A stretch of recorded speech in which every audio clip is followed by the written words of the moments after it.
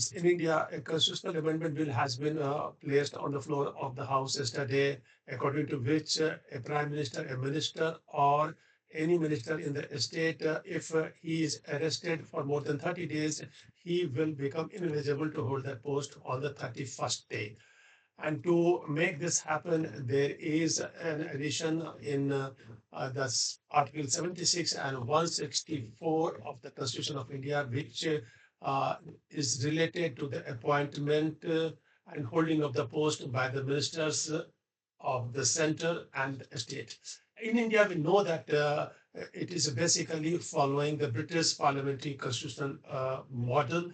And let us see if there is a parallel provision in the British system. We can see that in Britain, there is no written constitution. They run their business with the help of something called Cabinet Manual. The first edition of this Cabinet Manual was published in the year 2011, which is a guide to laws, convention, and rules on the operation of the government. The Chapter 3, Para 20 of that Cabinet Manual talks about the resignation of minister. You can see that on your screen that it writes that the minister may resign when they are not able to continue to accept the collective responsibility or because of issues relating to their conduct in office due to personal or private matters.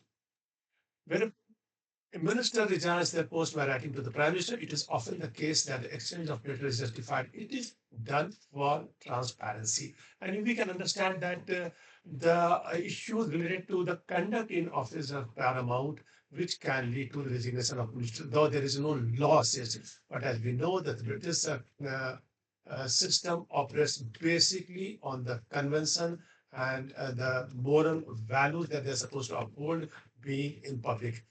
Chapter 3 of the and para 46 of the same cabinet manuals talks about the ministerial code. And they also talked about the 7 principles of public life, which is selflessness, integrity, objectivity, accountability, openness, honesty, and leadership. These are the 7 principles. Unfortunately, though, we claim to follow the British parliamentary model, but we do not talk about these principles of public life, which is the unique feature, I would say the basic feature of the operation of the constitutional scheme in United Kingdom.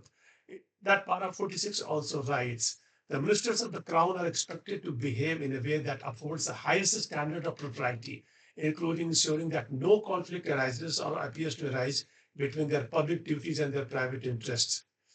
So these are the clear indications, though not law, which makes it almost mandatory for a minister who is in the British government to immediately resign should there be a case pending against him and if it happens to be arrested. Though there is no such parallel strong convention in India, therefore they are basically resorting to making a law. Now it is for the people of India and the judiciary to find out whether such law is warranted in India or whether we can continue to follow the British Convention, wherein certain code of conduct have been derived, have been described, which are mandatory to be followed and under which a person, a minister, has to resign in case he is facing any criminal charge or he is getting arrested.